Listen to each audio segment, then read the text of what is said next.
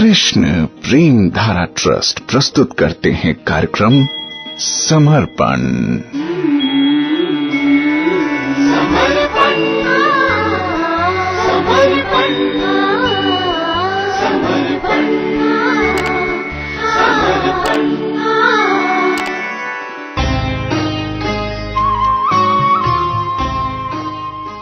कार्यक्रम समर्पण में आपके साथ हूं मैं प्रेम धारा।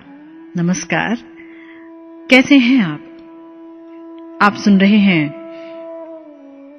महाराज रहुगण को श्री जड़ भरत जी का उपदेश, जहां पर उन्होंने बताया कि ये सारा जो जगत है वो भवाटवी है। यहां पर जीव भटकते रहते हैं अपने अविवेक के कारण, अविद्या के कारण, और भटकते भटकते, दौड़ते दौड़ते वो यही सोचते हैं कि शायद आने वाला कल सुनहरा होगा, शायद कल हम सुखी हो जाएंगे, शायद कल बेहतर होगा। तो इंसान बेशक सोचता कितना ही अच्छा है अपने बारे में कि आने वाला कल अच्छा होगा, लेकिन उस व्यक्ति की दौड़ कभी समाप्त नहीं होती है। जीवात्मा हमेशा दौड़ता रहता है आनंद के लिए। तो कहां कहां पर वो फंसता है जाकर, कहां कहां पर जीवात्मा एकदम भटक जाता है और भगवान की तरफ नहीं मुड़ पाता है। वही बता रहे हैं भवाटवी का वर्णन करते हुए कि क्वचित चाशेष दोष निषदनम पुरीश विशेषम तद्वर्ण गुण निर्मित मति सुवर्ण मुपादित सत्यग्नि काम कातर इवोल मुख पिशाचम। अर्थात कभी कभी जीवात्मा स्वर्ण के नाम से पहचाने जाने वाले पीले मल की वांछा करके उसको पाने के लिए दौड़ता है। ये स्वर्ण भौतिक वैभव और ईर्ष्या का साधन है और इसके कारण जीवात्मा अवैध यौन संबंध, जुआ, मांसाहार और मादक द्रव्यों के सेवन में तत्पर होने में समर्थ होता है। रजोगुणी व्यक्ति स्वर्ण के रंग से उसी प्रकार आकृष्ट होते हैं जिस प्रकार वन में जाड़े से ठिठुरता मनुष्य दलदल में दिखने वाले प्रकाश को अग्नि समझ बैठता है। तो ये जो बात कही,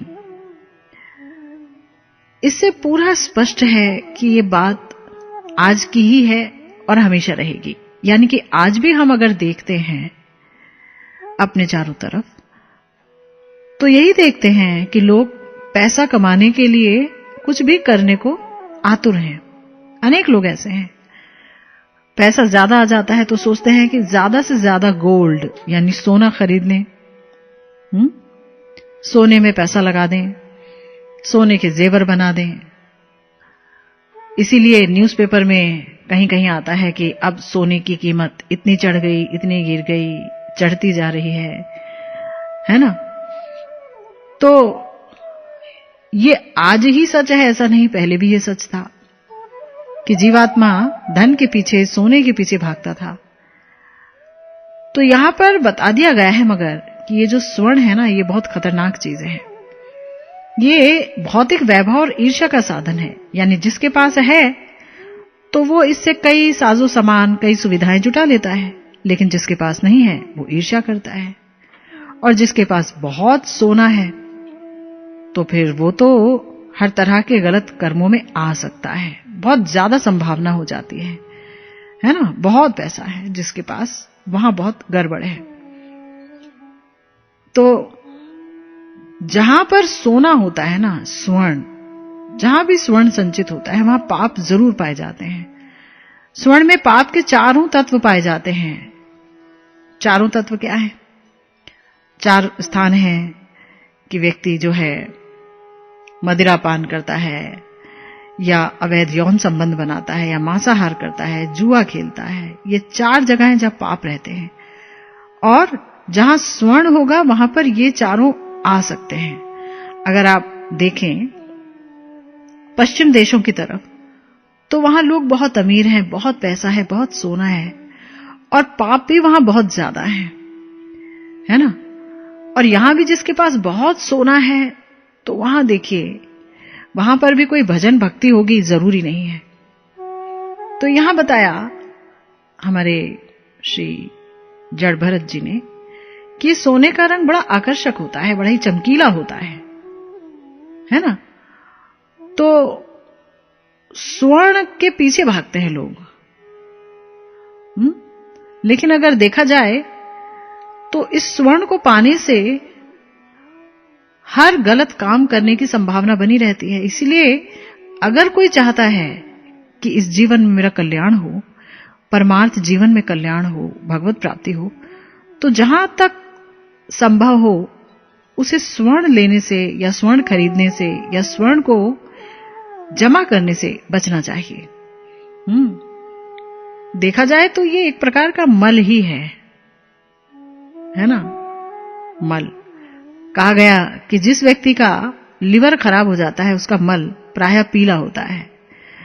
तो इस मल का रंग सांसारिक प्राणी को वैसा ही आकर्षक लगता है जैसे गर्मी चाहने वाले व्यक्ति को मायावी प्रकाश। ये बहुत इंपॉर्टेंट बात कही गई। यहां पर कहा गया कि अगर कोई इंसान गर्मी चाहता है तो वो सोचता है कि जो है मैं आग के पास बैठूं, है ना। अगर मान लीजिए कहीं कोई व्यक्ति जंगल में फंस गया है और जंगल में वो जाड़े में ठिठुर रहा है और अग्नि के लिए बहुत व्याकुल है, तो एक पिशाच होता है, उल्मुख पिशाच, उसे अगिया बेताल भी कहते हैं। तो वो उस अगिया बेताल को आग समझकर उसकी तरफ दौड़ता है ना।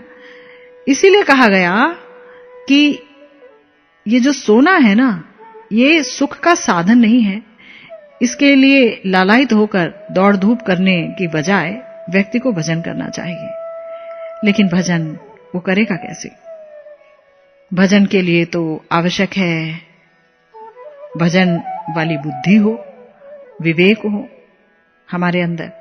लेकिन विवेक तो है नहीं। अगर विवेक होता, अगर अविद्या नहीं होती, अगर हमें भगवान का महत्व समझ आ गया होता, तो हम क्या भागते धन के पीछे? कभी भी नहीं। तो विवेक कहां मिलता है? कहीं किसी दुकान पर विवेक मिलता है क्या? तो बोला नहीं, विवेक दुकान पर नहीं मिलता है। विवेक मिलता है महात्माओं के संग में। भगवान के जो भक्त हैं उनके संग में विवेक की प्राप्ति होती है ना। सत्संग में विवेक मिलता है। इसीलिए जो बहुत समझदार होते हैं वो भजन करके भी भक्तों का संग मांगते हैं। वो मुक्ति नहीं मांगते, वो मोक्ष नहीं मांगते, वो संसार के पार भी नहीं जाना चाहते। वो कहते हैं हमें सत्संग दीजिए। कहा गया देहि सत्संग निज अंग श्रीरंग भवभंग कारण शरण शोकहारी। ये तू भवदंग्रे पल्लव समाश्रित सदा भक्तिरत विगत संशय मुरारी। असुर सुर नाग नर यक्ष गंधर्व खग रजनीचर सिद्ध ये चापी अत्रे। सत संसर्ग त्रय वर्ग पर परम पद प्राप्य निह प्राप्य गति त्वयि प्रसन्ने। भक्त कहते हैं कि भगवान मुझे सत्संग दीजिए, क्योंकि वो आपकी प्राप्ति का एक प्रधान साधन है। संसार के आवागमन का नाश करने वाला है और शरण में आए हुए जीवों का शोक हरने वाला है। हे मुरारी, जो लोग सदा आपके चरण पल्लव के आश्रित और आपकी भक्ति में लगे रहते हैं, उनका अविद्या जनित संदेह दूर हो जाता है ना। यानी जो विवेक हमें अज्ञान से दूर ले जाए और इस आपाधापी से दूर ले जाए कि हमारे पास बहुत सारा सोना होना चाहिए, हमें स्वर्ण एकत्र करना है, वही विवेक है, असल विवेक है ना। और उसकी प्राप्ति है सत्संग में। इसीलिए कहा गया कि वो ही प्रभु आपकी प्राप्ति का एक प्रधान साधन है। कोई इंसान सोचे कि चलो हम सिर्फ हरि नाम करते हैं तो भगवान को प्राप्त कर लेंगे, तो ऐसा नहीं है।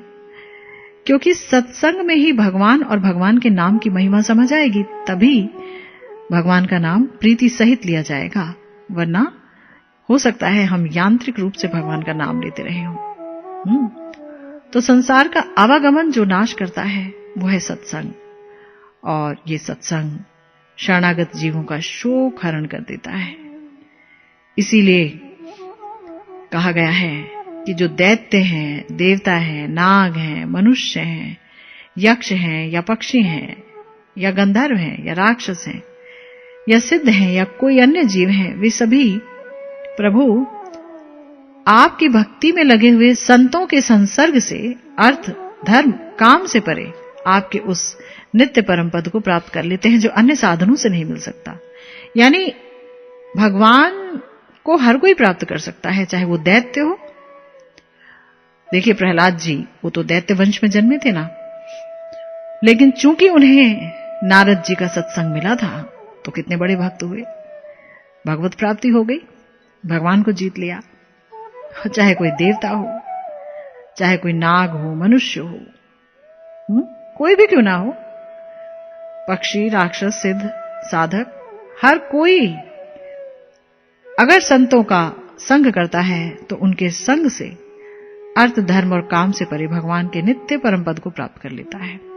भगवान का नित्य पद जो है वो बहुत धन अगर किसी के पास है उसे नहीं मिल सकता है, क्योंकि धन से कुबुद्धि जन्मती है। धन से इंसान कभी भी भगवान को प्राप्त करने के लिए व्याकुलता नहीं ला सकता अपने अंदर। उसके अंदर हमेशा हमेशा यही बात रहेगी कि मेरे पास बहुत अधिक पैसा है तो मैं सब कुछ कर सकता हूं, मुझे किसी की क्या जरूरत है ना।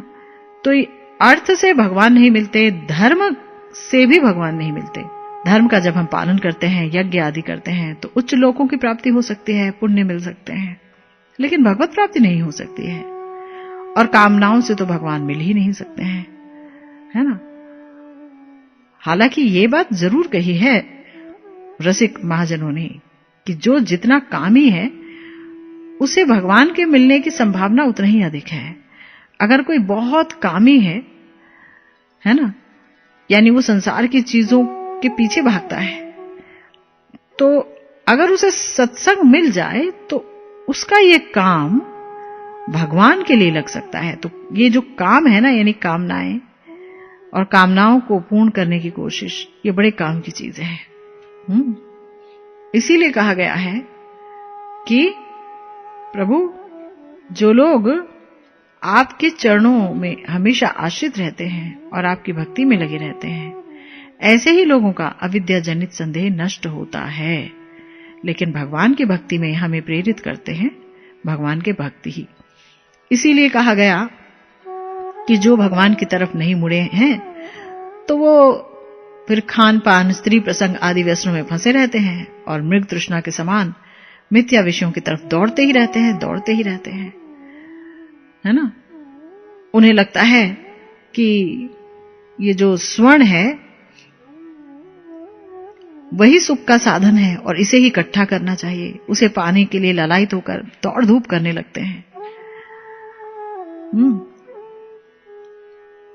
और भी बात कही गई, ये भी कहा गया कि कभी कभी इस शरीर को जीवित रखने वाले घर, अन्न, जल और धन आदि में भी अभिनिवेश करके वो संसार अरण्य में इधर उधर दौड़ धूप करता रहता है कि भाई ये घर बना रहे, ये घर ही सब कुछ है ना। और ये हमें जो अन्न जल मिल रहा है और जो धन आदि है, वहां भी बड़ा अभिनिवेश रहता है इंसान का, तो भागता रहता है। जैसे कि कोई जंगल में यहां से वहां भागे, ऐसे ही ये संसार एक जंगल है जहां वो इधर से उधर भागता रहता है ना। तो ये जो बात कही गई कि शरीर को जीवित रखने के लिए घर, अन्न, जल और धन आदि में किसी का अगर अभिनिवेश है, तो इसका मतलब ये कि उसका मन भगवान के चरणों में नहीं लग सकता, क्योंकि वो हमेशा अपनी सुरक्षा के लिए ही चिंतित है, घर वालों की सुरक्षा के लिए चिंतित है। किंतु जिसने भगवान में अपना मन लगा लिया है, फिर वो अभय पद को प्राप्त कर लेता है। उसे अपनी सुरक्षा की चिंता नहीं करनी होती, उसे सिर्फ भगवान का भजन करना होता है। उसके हित की चिंता फिर भगवान करते हैं। बात बिल्कुल सही है, और इस बात की समझ तभी आती है जब हम पर किसी महत की कृपा हो जाती है, भगवान के भक्त की कृपा हो जाती है। तो बड़ी ही सुंदर व्याख्या हो रही है यहाँ भवाटवी की, जिसे जारी रखेंगे हम। सुनते रहिएगा समर्पण।